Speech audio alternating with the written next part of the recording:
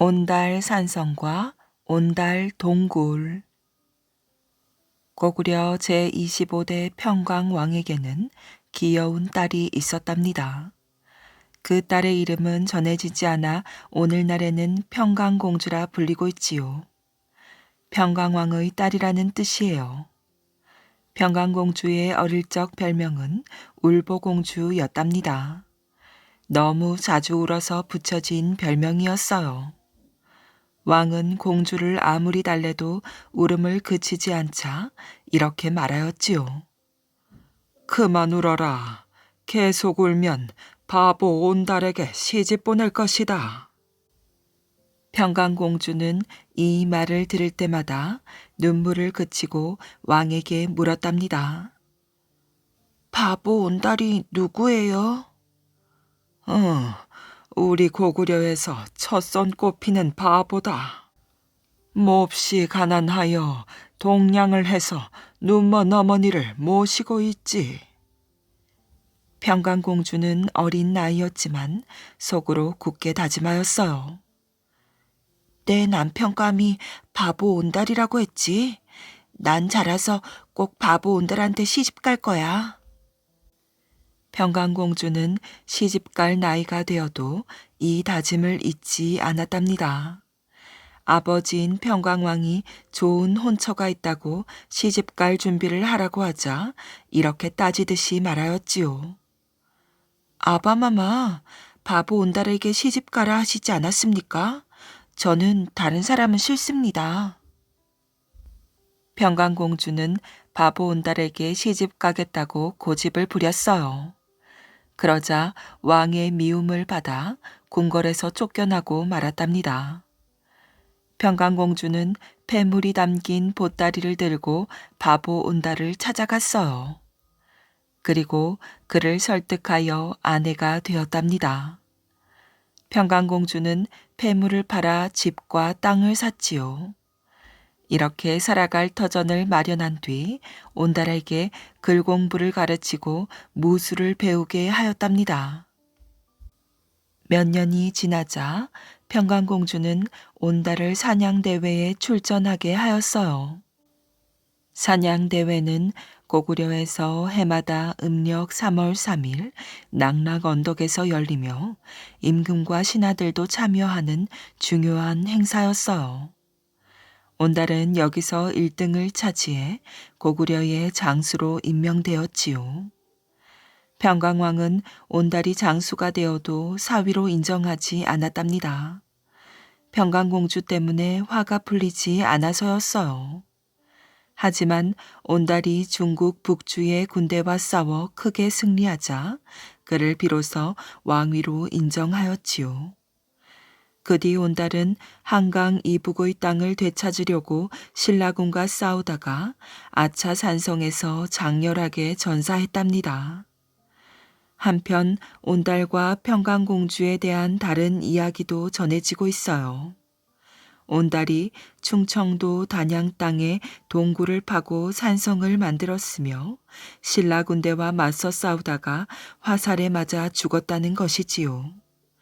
이때 팠다는 동굴이 온달 동굴이고 그곳에 쌓았다는 산성이 온달산성이랍니다. 천연기념물 제261호로 지정된 온달 동굴과 온달 산성은 지금도 단양 땅에 남아있지요. 장수가 된 온달은 어느 날 단양 땅에서 신라와 고구려가 큰 전투를 벌인다는 소식을 들었어요. 온달은 곧바로 왕에게 나아가 그 전투에 나가겠다는 뜻을 밝혔지요. 온달뿐만이 아니었어요. 평강공주까지 전쟁터에 따라가겠다고 하였답니다. 왕은 평강공주의 고집을 꺾지 못하였어요. 결국 평강왕의 승낙을 얻어 온달과 평강공주 그리고 온달의 누이 동생까지 단양으로 갔답니다. 온달의 군대는 신라군과 맞서 싸우기 전에 단양의 산에 성을 쌓기로 하였어요. 앞에는 험한 바위산이 있고 뒤에는 남한강이 있어 산성을 만든다면 훌륭한 요새가 될 것 같았지요. 그런데 성을 쌓으려면 많은 돌이 필요하였어요. 평강공주는 온달을 따라온 시누이와 함께 돌을 찾아 나섰답니다. 아니, 이게 뭐지? 구멍 안에 돌덩이가 잔뜩 있잖아. 두 사람은 남한 강가로 내려왔다가 돌덩이가 가득 있는 구멍을 발견하였어요.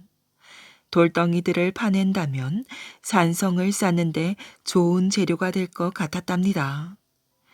두 사람은 군사들을 데려와 돌덩이들을 파내어 산으로 날랐어요. 그리하여 튼튼한 산성을 지을 수 있었답니다. 돌덩이들을 파낸 곳은 크고 넓은 동굴이었어요. 이 동굴이 바로 온달 동굴이지요. 온달 산성 밑에 있어 지어진 이름이었지요. 온달은 산성을 쌓은 뒤 신라 군대와 치열한 싸움을 벌였답니다. 그러나 온달의 군대는 신라군에 비해 그 수가 적었어요. 더욱이 식량도 부족하고 병사들이 몹시 지쳐 있었지요.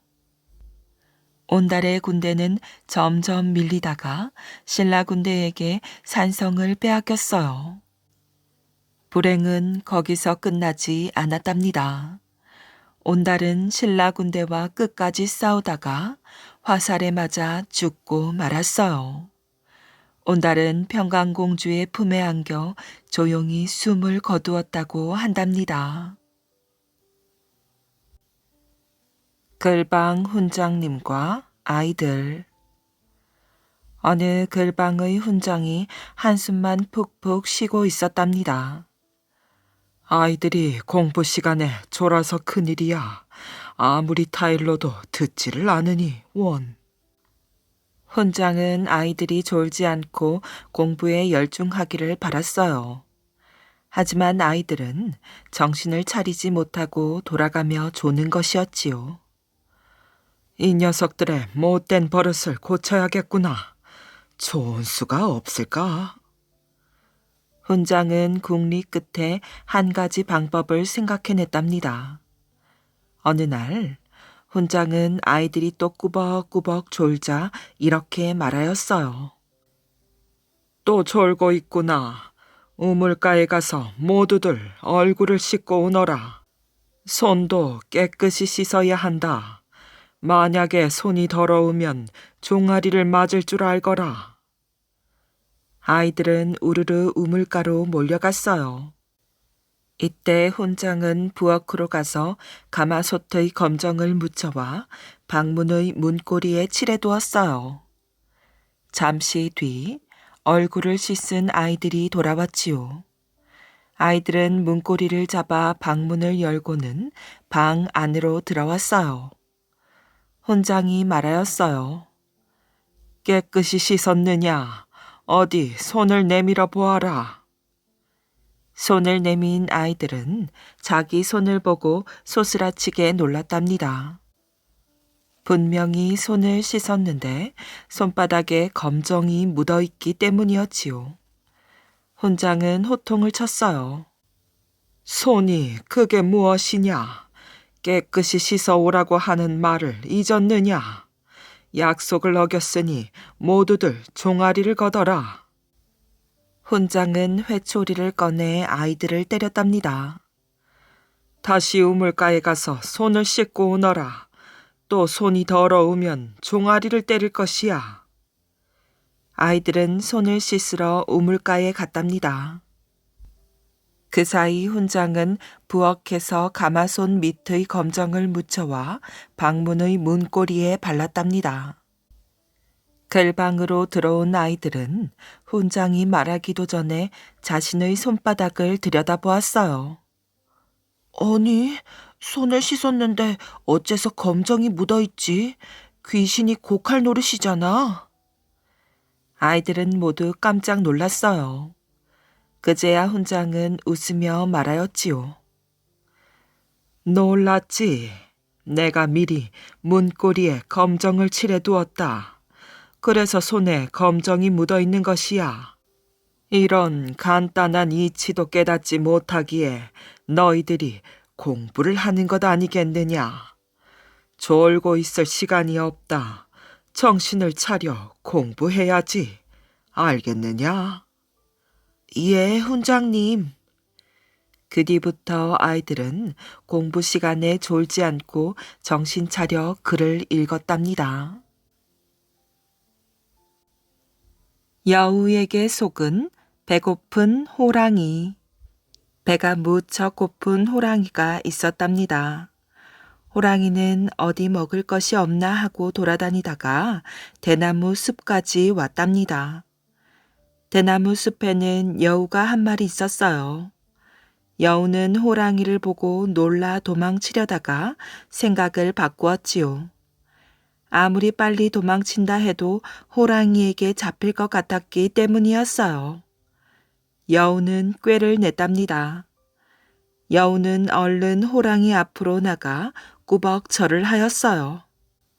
아저씨, 어떻게 여기까지 오셨어요? 배가 고파서 먹을 것을 찾고 있지. 호랑이는 여우를 노려보며 말했는데 그 표정은 마치 너라도 잡아 먹어야겠어 하는 것 같았답니다. 여우가 말하였어요. 그럼 제가 배부르게 해드릴게요. 제가 시키는 대로만 하세요. 호랑이는 꾀쟁이 여우라면 그럴 수도 있겠다고 생각하였어요. 호랑이가 고개를 끄덕이자 여우가 호랑이를 대나무 숲 안으로 데리고 갔답니다. 아저씨, 제가 저 안에서 새들을 쫓을게요. 아저씨는 여기서 눈을 딱 감고 입을 벌리고 계세요. 그러면 새들이 아저씨 입으로 들어갈 거예요. 하지만 절대로 눈을 뜨면 안 돼요. 눈을 뜨면 아저씨 눈빛에 새들이 놀라 도망갈 거예요. 호랑이는 여우가 시키는 대로 눈을 감고 입을 벌리고 있었어요. 여우는 이때다 하고 대나무 숲에다 불을 지르고 도망쳤답니다. 대나무는 후후 하는 소리를 내며 타들어갔지요. 그 소리를 들은 호랑이는 새들이 날아오는 줄 알고 입을 더 크게 벌리며 좋아하였어요. 하지만 소리만 날 뿐 새들은 입으로 들어오지 않았답니다. 호랑이는 이상해서 눈을 살짝 떴답니다. 그때는 이미 호랑이를 빙 둘러서 시뻘건 불이 타들어온 뒤였어요. 눈 깜짝할 사이에 호랑이 몸에 불이 붙었답니다. 호랑이는 깜짝 놀라 도망치며 불을 끄려고 뒹굴었어요. 겨우 불은 껐지만 호랑이의 몸에는 여기저기 시커멓게 탄 자국이 생기게 되었지요. 이 자국이 지금도 호랑이의 몸에 얼룩덜룩한 무늬로 남아있답니다. 인색하기로 유명한 영감. 옛날 어느 산골에 인색하기로 유명한 사람이 살았답니다. 그 사람은 어느 누구한테도 돈이나 곡식을 구워주지 않았어요. 생선이 먹고 싶으면 지나가는 생선 장수를 불렀지요. 이놈이 큰가? 저놈이 큰가? 한참 동안 이것저것 만져보았어요. 어떤 걸로 드릴까요? 생선 장수는 얼른 고르기를 바랐지요. 오늘은 생선이 좋은 게 없으니 그냥 가보게. 생선 장수를 돌려보낸 후 며느리를 불렀어요. 얘야, 큰 그릇에 물을 떠오너라. 며느리는 얼른 물을 떠가지고 왔답니다. 인색한 사람은 물에 생선 만진 손을 말끔히 씻었어요. 오늘 저녁은 이 물로 국을 끓이도록 하여라.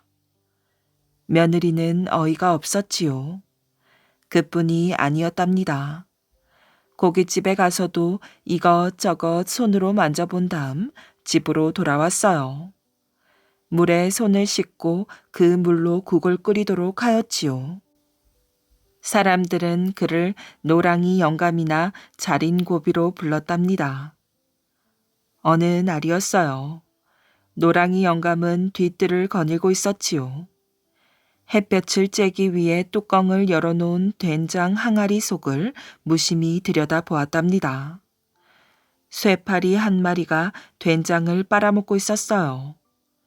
노랑이 영감은 순식간에 얼굴색이 변하였지요. 이런 못된 것 같으니라고 네 놈이 된장을 도둑질 하다니. 노랑이 영감은 두 손으로 쇠파리를 잡으려 하였어요. 쇠파리는 날렵하게 노랑이 영감의 손을 피해 다녔답니다. 노랑이 영감은 쇠파리를 쫓기 시작하였어요. 쇠파리가 다른 장독에 앉았다가 날아올랐지요. 쇠파리는 노랑이 영감을 놀리기라도 하듯이 앉았다 날았다 하였답니다. 네 이놈, 잡히기만 해봐라.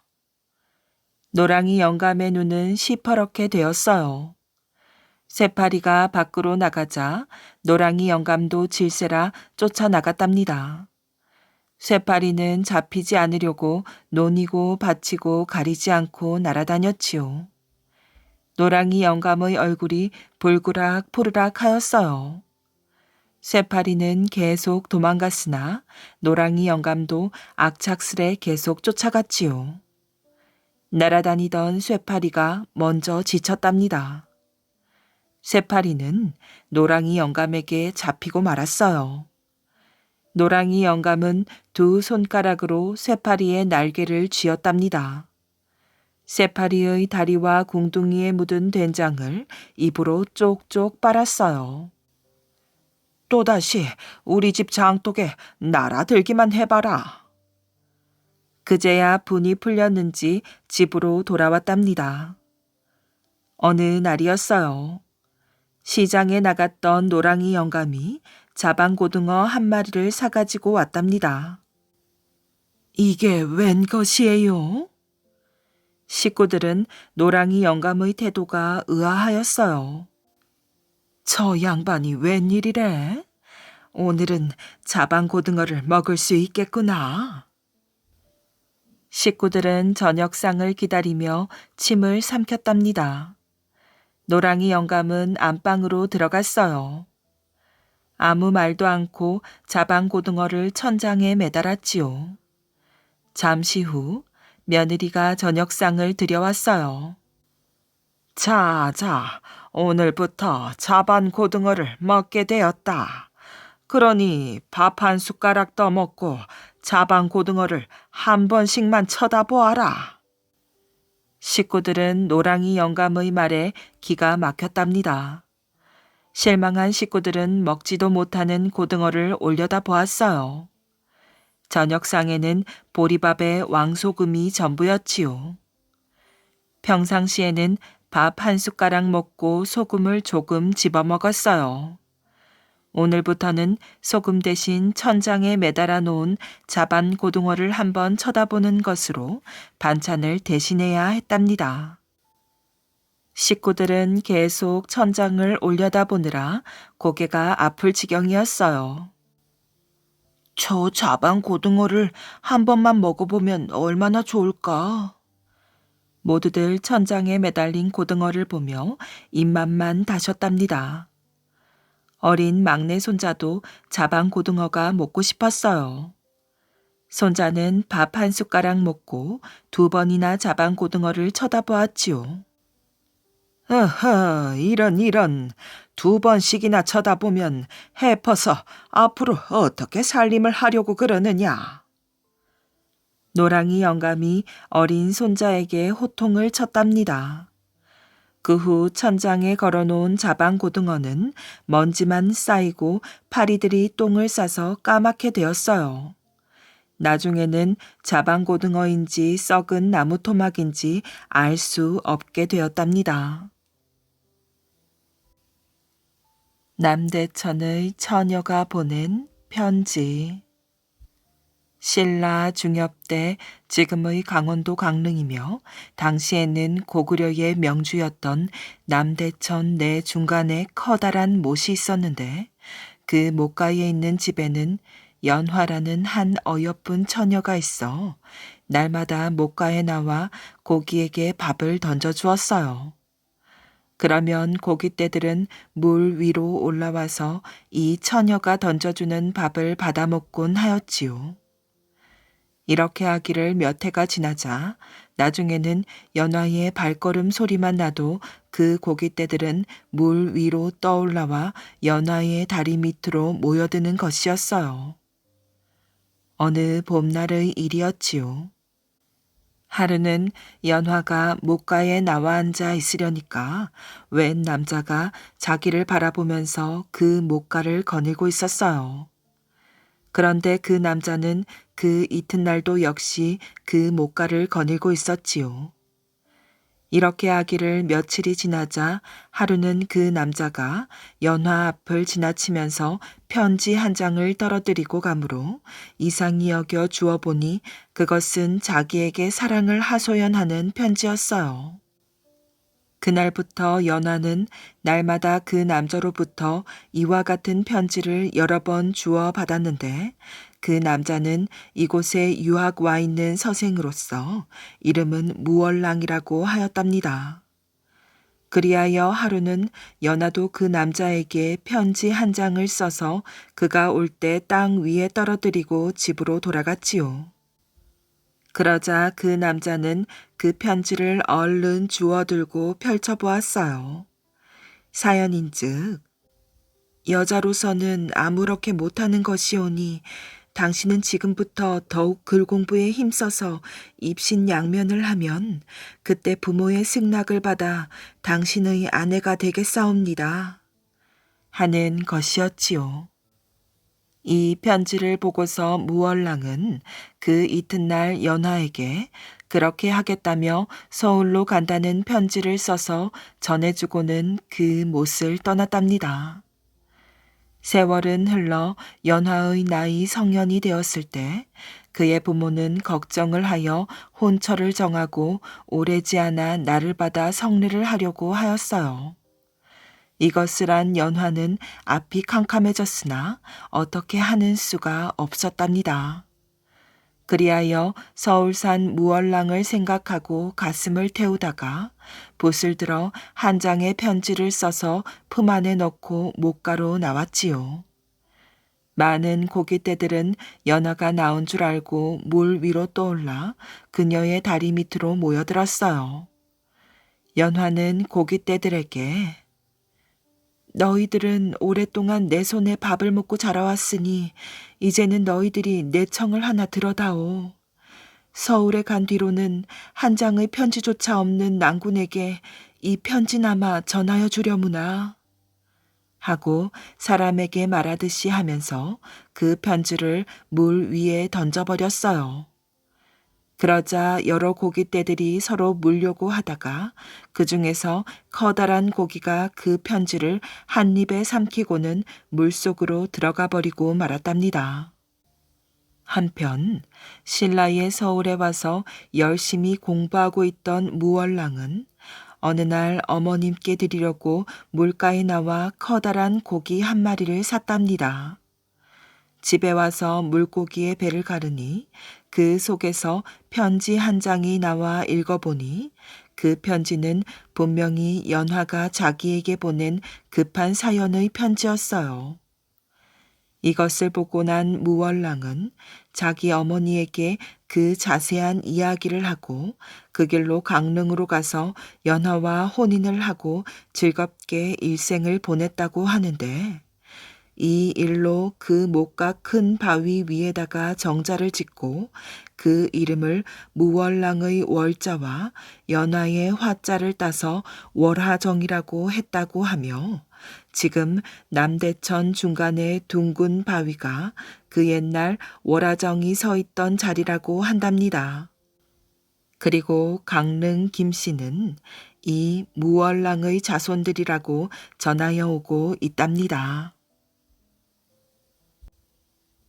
연개 소문의 세 아들.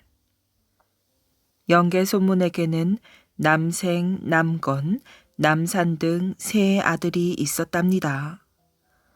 영계소문이 보장왕 24년인 665년 숨을 거두자 맏아들 남생이 아버지의 뒤를 이어 대망리지가 되었지요. 그는 권력을 손에 쥐고 고구려를 다스렸어요. 어느 날 남생이 두 동생에게 말하였어요. 당나라가 호시탐탐 우리 땅을 노리고 있다. 당나라의 침략에 대비해 각성을 돌아보고 올 터이니 너희들이 나 대신 나라 일을 잘 돌보도록 하거라. 남생이 둘째 아들 헌성을 데리고 지방으로 떠난 뒤 어떤 사람이 남생의 두 동생을 찾아와서 말하였어요. 조심하십시오. 남생이 당신들을 없애려고 합니다. 남건과 남산은 그의 말을 믿지 않았어요. 그들에게는 남생이 동생들을 잘 대해주는 착한 형이었거든요. 또 다른 사람이 남생을 찾아가서 말하였어요. 동생들이 당신의 자리를 노리고 있습니다. 당신을 없애고 권력을 차지하려고 지금 역모를 꾸미고 있어요. 동생들이 그럴 리가 있겠는가? 남생도 처음에는 그의 말을 믿지 않았어요. 하지만 며칠이 지나자 이런 생각이 들었답니다. 정말 동생이 내 자리를 노리고 있나? 평양성에 사람을 보내 알아보아야겠다. 남생은 동생들의 동정을 살피고 오라며 평양성으로 염탐꾼을 보내었어요. 그런데 그 염탐꾼이 평양성에 갔다가 그만 남건과 남산에게 붙잡히고 말았지요. 형이 우리를 의심하고 있구나. 우리를 없애려 하고 있어. 남건과 남산은 큰 배신감을 느꼈답니다. 그들은 앉아서 당할 수는 없다며 선수를 쳤어요. 왕명을 빌려 남생에게 평양성으로 돌아오라고 한 것이지요. 남생은 자기가 보낸 염탐꾼이 붙잡혔음을 알고 평양성으로 돌아가지 않았답니다. 그러자 남건과 남산은 형이 자기들을 죽이려 한다는 것을 확신하고 남생의 아들이자 자기들의 조카인 헌충을 잡아 죽였어요. 이 소식을 들은 남생은 국내성으로 몸을 피하였지요. 그리고 둘째 아들 헌성을 당나라로 보내 망명의 뜻을 전했답니다. 남생이 당나라에 오자 당고종은 남생을 요동도독 겸 평양 방면 안무대사에 임명하였어요. 또한 그에게 50만 대군을 주어 고구려를 공격하라고 하였지요. 때마침 영계소문의 동생인 연정토는 신라에 12개 성을 바쳐 항복하였답니다. 신라도 고구려를 공격하려고 27만 대군을 보내었지요. 신라 당 연합군이 평양성을 공격하자 남건과 남산은 죽을 힘을 다해 버텼어요. 하지만 그 저항은 오래가지 못했답니다. 668년 9월 21일 평양성이 함락되어 고구려는 동명성왕이 나라를 세운 지 705년 만에 멸망하고 말았답니다. 대쪽 정승 정철 이야기. 조선 중기의 문신인 송강 정철은 조선을 대표하는 시인이랍니다. 시조와 가사 문학의 대가로서 국문학사에서 윤선도, 박인로와 더불어 3대 시인으로 꼽히고 있지요. 정철은 1536년 돈영부 판관인 정유침의 막내 아들로 지금의 서울시 종로구 삼청동에서 태어났어요. 어려서부터 재주가 뛰어나고 남달리 총명하였지요. 10세 이전에 이미 그를 깨우쳐 문장의 뜻을 모두 알았다고 한답니다. 1562년 정철은 별시 문과에 장원 급제하였어요. 명종은 과거 급제자 명단에서 정철의 이름을 발견하고 무릎을 치며 기뻐하였지요. 아니, 이게 누구인가? 장원 급제자가 정철이로구나. 정철은 명종의 어린 시절 친구였어요. 명종은 정철을 아끼고 신임하였지요. 그래서 정철에게 성균관 전적 겸 지제교 벼슬을 내리더니 뒤이어 사헌부 지평으로 벼슬을 올려주었지요. 얼마 뒤 명종의 친척 형인 경양군이 처갓집 재산을 탐내어 자기 처남을 죽인 사건이 벌어졌답니다. 경양군은 감옥에 갇혀 사형을 당할 위기에 처하였어요. 명종은 사형을 막아보려고 정철을 은밀히 대궐로 불렀지요. 그때 정철은 법을 다루는 사헌부 지평 벼슬에 있었거든요. 경양군은 내가 아끼는 친척 형이다. 그가 죄를 짓긴 했지만 사형만은 면하게 해다오. 정철이 단호하게 말하였어요. 그건 아니 됩니다. 아무리 경양군이 전하에 가까운 친척이라도 국법을 어길 수는 없습니다. 정철은 명종의 부탁을 그 자리에서 거절하였어요. 그리고는 국법대로 경양군에게 사형 판결을 내려 처형시켜 버렸답니다. 명종은 노발대발하였지요. 내가 그렇게 간절히 부탁했는데도 끝내 처형을 시키다니 이제는 꼴도 보기 싫구나. 명종은 정철을 지방관직으로 내려 쫓아버렸답니다. 그래서 정철은 한동안 현감, 도사 등의 벼슬을 전전하였지요. 정철은 대쪽 같은 성품이라서 불의를 보면 참지 못하였어요. 할 말이 있으면 반드시 입을 열어 말했고 아무리 친한 사이라도 허물이 있으면 용서하지 않았지요. 그래서 조정에는 정철을 미워하는 정적들이 많이 있었답니다. 정철은 여러 벼슬을 거친 뒤 1580년 강원도 관찰사가 되었어요. 이때 그는 강원도에 1년 동안 머무르며 관동 팔경을 두루 돌아보아 주옥 같은 작품을 남겼답니다. 그것이 바로 가사문학의 대표작인 관동별곡과 시조 훈민가 심육수랍니다. 강원도 관찰사에 이어 전라도 관찰사, 도승지, 예조 참판, 함경도 관찰사, 예조 판서, 대사원 등을 지낸 정철은 1585년 벼슬을 그만두고 창평 시골집으로 돌아갔답니다. 그리고 자연과 벗하면서 4년 동안 창작에 몰두하였지요. 이 시절에 사미인곡, 송미인곡 등의 가사와 시조, 한시 등을 썼답니다. 정철의 가사 문학은 우리말의 아름다움을 살린 걸작이라는 평을 받고 있고 그의 시조 107수도 시조 문학의 으뜸 자리를 차지하고 있지요. 1589년 정여립의 모반 사건이 일어나자 정철은 우의정에 올라 그 사건의 취조관이 되었답니다. 그리고 좌의정이 되어 1591년 혼자 광해군의 세자 책봉을 건의했다가 선조의 노여움을 샀답니다. 선조는 광해군이 아니라 신성군을 세자로 세울 생각이었거든요. 이 일로 정철은 벼슬에서 쫓겨났고 명천, 강계 등지로 유배 생활을 하였어요. 유배 생활이 끝난 것은 임진왜란이 일어난 1592년이었어요.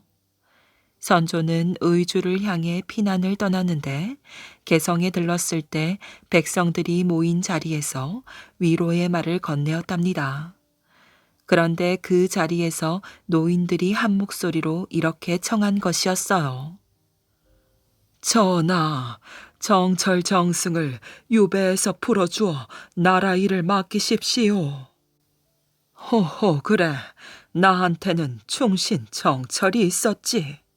여봐라, 정철 정승을 유배에서 풀어주고 내가 있는 곳으로 달려오라 이르라. 선조의 명으로 정철은 귀양사리에서 풀려났고 병양에서 왕을 맞이하여 의주까지 호위를 하였답니다. 그 뒤 정철은 제찰사가 되어 남쪽으로 내려가 기호, 호남 지방을 둘러보았고 사은사가 되어 명나라를 다녀오기도 하였지요. 1593년 정적들의 모함으로 벼슬에서 물러난 정철은 강화도에 들어가 조용히 살았답니다. 31년 전 관직에 첫 발을 내디딘 이래 정승 자리에까지 올랐지만 그의 생활은 입에 풀칠하기도 힘들었어요. 재물을 탐내지 않고 평생을 청렴결백하게 살아왔기 때문이에요. 그의 12월 18일 정철은 58세의 나이로 세상을 떠났답니다. 문학가로 뛰어난 업적을 남겼지만 평생 정치인으로 지냈기에 파란만장한 생애를 살아온 셈이었지요. 저서로는 시문집 송강집과 시가작품집 송강가사 등이 있답니다. 해동성국의 돕지.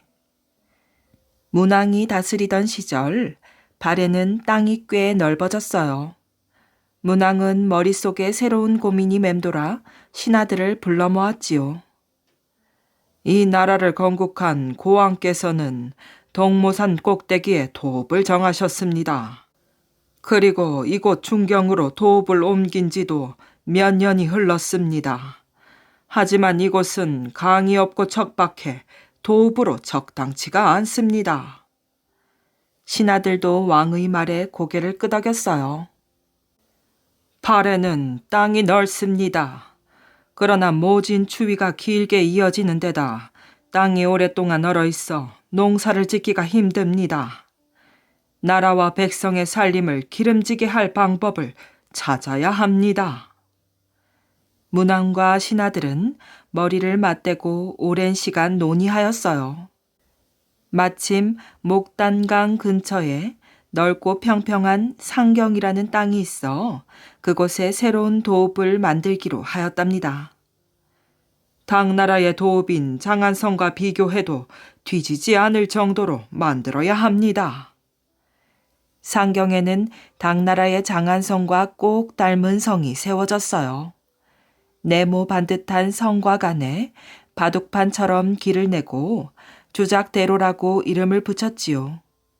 원래 주작대로는 장안성 안에 있는 도로의 이름이었어요. 성 안의 건물들은 모두 온돌로 꾸며졌는데 추운 겨울을 따뜻하게 나는데 안성맞춤이었지요. 온돌은 중국과 일본에는 없는 것이었답니다. 문왕은 상경이 도읍지로서 자리를 잡자 본격적으로 나라의 살림을 탄탄하게 꾸릴 방법을 찾기 시작하였어요. 그 해결책이 다른 나라와의 무역이었지요. 우리나라는 농사가 힘들어 곡식과 옷감이 넉넉하지 않습니다. 그러니 우리나라의 질 좋은 특산품을 팔아 부족한 것을 사오는 것이 좋겠습니다. 옳으신 말씀입니다. 우리나라의 단비 모피는 질기고 부드러워 탐내는 나라가 많습니다. 말 또한 힘이 좋아 인기가 좋지요. 기운을 북돋는 인삼은 또 어떻습니까? 문왕은 이웃나라로 통하는 5갈래의 큰 길을 만들라고 하였어요. 당나라로 가는 육지길과 바닷길, 거란으로 가는 길, 신라로 가는 길, 일본으로 가는 길이었지요. 계획대로 5길을 통해 다양한 문물이 들어오고 나갔답니다. 상경은 여러 나라 사람들이 다양한 물건을 사고 파느라 북적이는 도시가 되었지요. 이제 발해는 누구도 쉽게 건드릴 수 없는 나라가 되었어요. 당나라는 발해를 바다 동쪽의 번영한 나라라는 뜻으로 해동성국이라고 불렀답니다. 이항복의 어린 시절. 이조 선조 임금 때의 뛰어난 정치가였던 이항복은 원래 경상도 경주 사람입니다.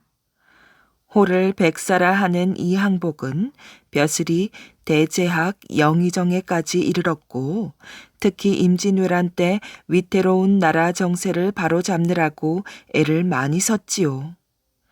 훗날 그 공훈으로 인하여 문충공의 칭호를 받게 되었어요.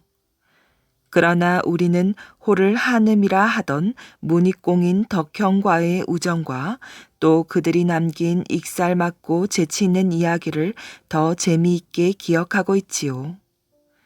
항복은 나라에 공이 많았으나 광해군 시절에 억울한 죄명을 쓰고 귀양살이를 하다가 아깝게도 세상을 떠났답니다.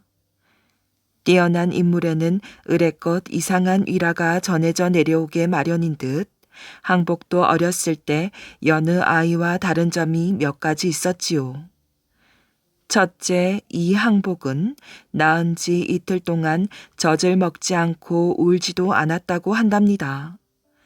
어머니 최 씨를 비롯하여 온 가족이 몹시 걱정을 했으나 별 수가 없었는지 하루는 용한 판수를 불러다가 점을 치게 하였어요. 판수는 산가지를 이리저리 갖다 맞춘 끝에 참으로 좋은 점괘입니다. 아기는 훗날 반드시 위로 한 분을 모시는 큰 벼슬을 하게 될 것입니다. 하고 무릎을 탁 치며 장담하였어요. 위로 한 분을 모신다는 것은 바로 임금 다음 가는 자리에까지 벼슬이 높아진다는 말이지요. 그 후 항복 아기는 젖도 잘 먹고 우렁차게 울며 무럭무럭 자랐답니다. 다음 또 한 가지 신기한 일이 항복이 돌도 되기 전에 생겼어요. 어느 날 유모가 항복 아기를 안고 밖에 나갔다가 졸음이 와서 아기를 우물가에 놓은 채 꾸벅꾸벅 좋은 일이 있었답니다. 아기는 혼자 방바닥을 기어 다니더니 어느 틈에 우물 언저리까지 갔답니다. 조금만 더 가면 우물 속에 빠질 그런 위험한 순간이었지요. 이때 유모는 졸면서 꿈을 꾸고 있었어요.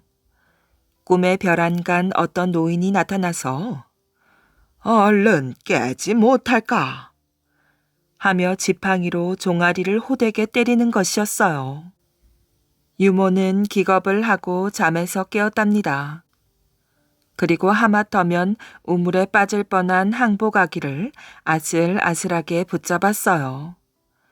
그런데 이상하게도 꿈에 지팡이로 맞은 종아리가 그 후 여러 날을 두고 쑤시고 아프고 하였지요. 마치 생시의 일처럼 좀처럼 아픔이 가시지 않는 것이었어요. 이렇게 한 열흘쯤 지났을 때였답니다. 마침 제삿날이 가까워 사당 안을 그 유모와 몇몇 하인이 치우게 되었는데 유모는 갑자기 눈이 휘둥그레지며 아니, 바로 저분께서 그때 저를 때리셨습니다. 하고 사당 정면에 걸린 영정을 가리켰어요. 그것은 바로 이 항복의 육대조 할아버지의 초상 족자였던 것이랍니다. 손돌목의 손돌바람. 고려시대 때의 일이랍니다. 몽고군이 쳐들어오자 조정에서는 수도를 개경에서 강화도로 옮기기로 하였어요. 그리하여 임금은 개경을 떠나 강화도로 떠나게 되었지요. 신하들은 임금을 모시고 나루터로 갔답니다. 나루터에는 임금을 태우고 갈 배가 대기에 있었어요. 이 배를 저어갈 뱃사공은 손돌이라는 사람이었지요. 임금과 신하들이 배에 오르자 한 신하가 손돌에게 말하였어요. 자, 이제 출발하자. 예. 손돌은 익숙한 솜씨로 노를 젓기 시작하였답니다. 배는 천천히 강을 빠져나와 바다로 접어들었어요. 손돌은 임금 앞이라고 해서 떨거나 긴장하지 않았지요. 보통 때와 마찬가지로 침착하게 배를 잘 몰았어요. 그런데 배가 강화도로 들어갈 때였지요. 갑자기 바다가 목처럼 좁아지더니 앞이 콱 막혀 보이지 않았답니다. 그리고 여울이 있어 물살이 세차게 흘렀어요. 그러자 임금은 불안한 얼굴로 말하였지요. 저기 위험한 여울이 있구나. 뱃사공은 어째서 저곳으로 배를 모느냐? 여봐라 뱃사공, 저쪽으로 가면 위험하지 않겠느냐? 손돌은 아무렇지 않은 듯 태연하게 대답하였어요. 걱정하지 마십시오. 제가 전하를 강화도까지 안전하게 모시겠습니다. 하지만 임금은 안절부절 못하였어요.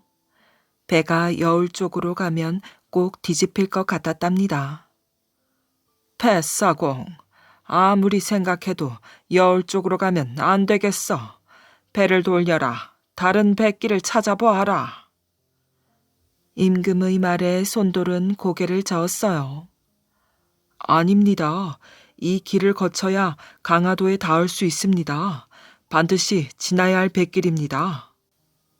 강화도에 닿기도 전에 배가 뒤집히면 어쩐단 말이냐? 마음을 놓으십시오. 그리 위험하지 않습니다. 이제 곧 넓은 바다가 나옵니다. 임금은 의심쩍은 눈으로 손돌을 보았어요. 저 녀석이 왜 저리 고집을 피우는 것인가? 혹시 몽고군의 첩자가 아닌가? 나를 해치려고 일부러 배를 이쪽으로 모는 것 같구나. 임금은 손돌이 자기를 해치려 한다고 생각하니 정말 그렇게 믿어졌어요. 그래서 신하들에게 이렇게 말하였지요. 내 어명을 어기고 위험한 곳으로 배를 모는 걸 보니 저놈이 몽고군의 첩자가 분명하다. 어서 저 못된 녀석의 목을 베어라. 손돌이 놀라 임금에게 머리를 조아리며 아뢰었어요. 당치 않은 말씀입니다. 제가 임금님을 죽이려 하다니요. 저는 오로지 임금님을 안전하게 강화도까지 모셔야겠다는 생각뿐입니다. 닥쳐라. 네 놈이 귀신은 속일 수 있어도 내 눈은 못 속인다. 내 놈은 돈 몇 푼에 눈이 어두워 나를 죽이려는 것이냐? 전하, 그런 일은 절대로 꾸미지 않았습니다. 저를 믿어주십시오. 듣기 싫다니까 그러네. 멋들하고 있느냐? 빨리 저 녀석의 목을 베어라. 임금이 녹이 띤 목소리로 외치자 한 신하가 손돌 앞으로 나서며 칼을 뽑았어요. 그때 손돌이 손을 들어 보이며 말하였지요. 잠시만요. 죽기 전에 한 가지 소원이 있습니다. 일단 제 이야기를 들어주십시오. 손돌이 간절히 청하자 임금이 입을 열었어요. 소원이 무엇이냐? 예, 저는 지금 죽더라도 전하께서 무사하시기를 원합니다. 제가 말씀드린 대로 한다면 전하께서는 손끝 하나 다치지 않고 강화도에 닿으실 것입니다. 손돌은 갑자기 품속에서 바가지 한 개를 꺼내 보여주었어요. 제가 죽거든 이 바가지를 물 위에 띄우십시오. 그리고 바가지가 가는 대로 따라가십시오. 그럼 좁은 뱃길을 벗어나 넓은 바다가 나와 강화도에 쉽게 도착할 것입니다. 손돌은 바가지를 임금에게 바친 뒤 신하의 칼에 목이 베었어요. 손돌이 죽자 임금은 신하를 시켜 다른 뱃사공을 구하였지요. 그리고 손돌이 시키는 대로 바가지를 물에 띄었답니다. 바가지는 뒤를 따라오라는 듯 쏜살같이 앞으로 나아갔어요. 그러자 뱃사공은 바가지 뒤를 쫓아 배를 저었답니다. 얼마를 그렇게 가자 앞이 확 트이더니 넓은 바다가 나왔어요. 신기하게도 바가지는 임금 일행을 태운 배를 강화도까지 무사히 데려다 주었지요. 그제야 임금은 자신이 공연히 손도를 의심하여 죽음으로 몰아넣었음을 깨달았답니다. 이런, 내 잘못이 크구나. 뱃사공을 가까운 산에 묻어 후하게 장사 지내주고 그가 죽은 날에 꼭 제사를 지내주어라. 임금의 명으로 손도의 무덤이 만들어졌고 그 옆에 사당을 지어 제사를 지내 그의 영혼을 위로하였어요. 이런 일이 있고 나서 손돌이 죽은 여울목은 손돌목이라고 불렸답니다. 그런데 이듬해부터 손돌이 죽은 10월 20일이 되면 크고 강한 바람이 불었어요. 사람들은 억울하게 죽은 손돌이 그 원한으로 바람을 일으킨다며 이 바람을 손돌풍, 손돌바람이라고 불렀지요. 강화도 사람들은 이날에는 배를 타지 않고 사당에서 손돌을 위해 제사를 올렸답니다. 시어머니를 홀대한 며느리. 옛날 어느 마을에 눈먼 어머니를 모시고 사는 아들이 있었답니다. 이 아들은 효성이 지극해서 어려운 살림을 하면서도 어머니의 진지상에 항상 고기 반찬을 놓아드렸지요. 얘야, 너도 좀 먹거라. 어머니가 고기를 집어 아들에게 내밀면 아들은 고기를 먹는 신용만 하고 다시 그릇에 놓았답니다. 이런 효성스러운 아들과 눈먼 시어머니를 지켜보는 며느리는 속이 베베 꼬이는 것 같았어요. 자기가 고기 한 점을 먹으려 하면 남편은 눈을 뱀처럼 치켜뜨고 어머니가 듣지 못하게 혼내었지요. 며느리는 그 모습이 보기 싫어 밥을 함께 먹지 않았답니다. 그러던 어느 날 아들이 장사를 하기 위해서 먼 곳으로 가게 되었어요. 아들은 자기가 집에 없는 동안 어머니를 잘 보살펴드리고 매일 고기 반찬을 해드리라고 아내에게 신신당부를 하였지요. 그런 다음 갖고 있는 돈을 모두 아내에게 주었답니다. 걱정 마세요. 당신이 올 때까지 어머니를 정성껏 모시겠어요. 아내는 남편이 준 돈을 받아들고 생글생글 웃었답니다. 남편은 그런 아내를 믿고 길을 떠났지요. 세상에, 이렇게 많은 돈을 가지고 있었으면서 내 옷은 한 벌도 안 해주었단 말이야? 며느리는 남편이 준 돈을 보자 우라가 치밀었어요. 어머니, 장에 갔다 올 테니까 부엌에서 밥을 찾아 드세요. 며느리는 시어머니의 밥상도 차려주지 않고 장으로 갔답니다.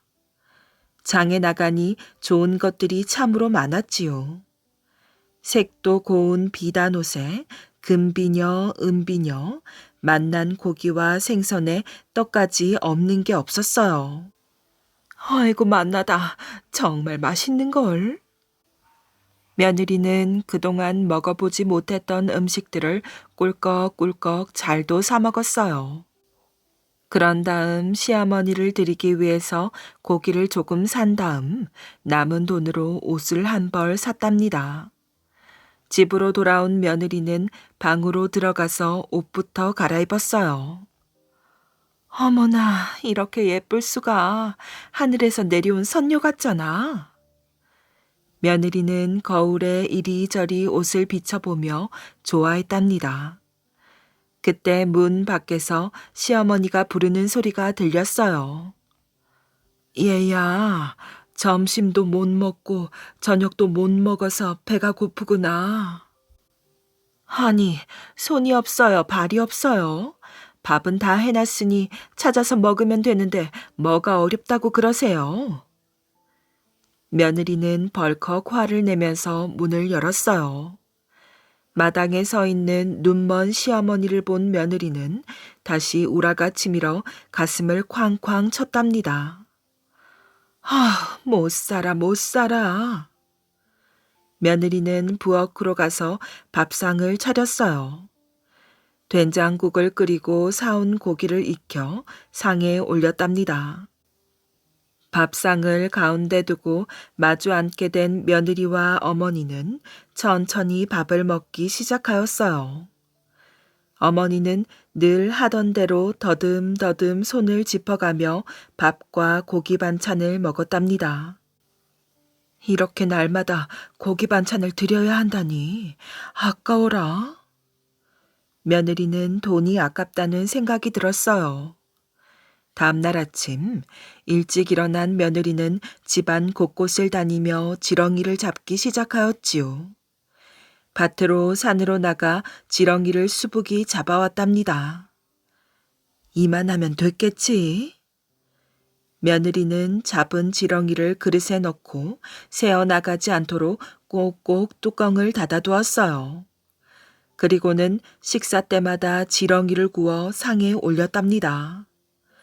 앞을 못 보는 시어머니는 며느리가 날마다 고기 반찬을 올리는 것이 고마웠어요. 얘야, 네가 무슨 돈이 있어 이렇게 날마다 고기를 사오느냐? 고기가 없어도 나는 괜찮다. 시어머니는 지렁이를 맛나게 먹으면서 웃어 보였어요. 그 모습을 본 며느리는 헛구역질을 하며 고개를 돌리고 코를 막았답니다. 어머니, 제가 남의 집 일을 하면서 번 돈으로 사오는 것이니 염려 말고 드세요. 며느리는 부드럽게 말하며 지렁이를 집어 시어머니의 입에 넣어드렸어요. 시어머니는 며느리가 입에 넣어준 지렁이 고기를 오물오물 씹어 먹었지요. 며느리는 더 이상 참지 못하고 부엌으로 나가버렸답니다. 내가 이렇게 맛있는 고기를 날마다 먹는 걸 우리 아들은 알까? 먼 곳에서 얼마나 고생이 심할꼬. 어머니는 자기만 고기 반찬을 먹는 것이 미안하였어요. 그래서 아들이 돌아오면 주려고 며느리 몰래 고기 반찬을 싸두었지요. 끼니 때마다 조금씩 싸두었더니 고기가 제법 많아졌답니다. 아들이 오면 실컷 먹을 수 있겠구나. 어머니는 아들이 어서 돌아오기를 바랐답니다. 이윽고 먼 길을 떠났던 아들이 돌아왔어요. 눈먼 어머니는 아들의 목소리가 들리자 한 걸음에 달려나갔지요. 어서 오너라, 어서 와. 얼마나 고생이 많았느냐. 어머니는 눈물을 흘리며 아들을 얼싸 안았답니다. 어머니, 그동안 편히 지내셨습니까? 아들은 어머니를 방으로 모셔와 큰 절을 하였어요. 그럼, 네 아내가 날마다 고기 반찬을 해주어 잘 먹고 잘 살고 있었단다. 어머니가 며느리 칭찬을 하였어요. 아들은 자기를 대신해서 어머니를 잘 보살펴준 아내가 진심으로 고마웠답니다. 그때 어머니가 주섬주섬 숨겨두었던 꾸러미를 꺼내었어요. 어머니, 그것이 무엇입니까? 어머니는 꾸러미를 조심조심 펼쳤답니다. 이걸 좀 먹거라. 며느리가 남의 집 일을 해주고 사온 고기란다. 어머니는 차곡차곡 모아두었던 고기를 내밀었어요. 아들은 어머니가 내미는 꾸러미를 보고 너무 놀라서 기절할 뻔하였답니다. 꾸러미 속에는 굵직굵직한 지렁이가 수북했기 때문이지요. 어머니! 아들은 그것이 지렁이라는 말은 차마 하지 못하고 가슴만 두드렸어요. 아니, 어찌 이럴 수가. 앞을 보지 못하는 어머니께 지렁이를 반찬으로 드리다니. 아들은 눈물을 흘렸지요. 그때 갑자기 하늘이 어두워지더니 천둥 번개가 쳤답니다. 우르르 쾅 무서운 소리를 내며 벼락이 내리쳤어요. 벼락이 떨어진 곳은 며느리가 있던 자리였지요. 이렇게 해서 시어머니를 잘 모시지 못한 며느리는 하늘이 내린 큰 벌을 받았답니다. 벌을 받고 죽은 며느리의 혼은 두더지가 되어 땅속에서 지렁이만 먹고 살게 되었다고 한답니다.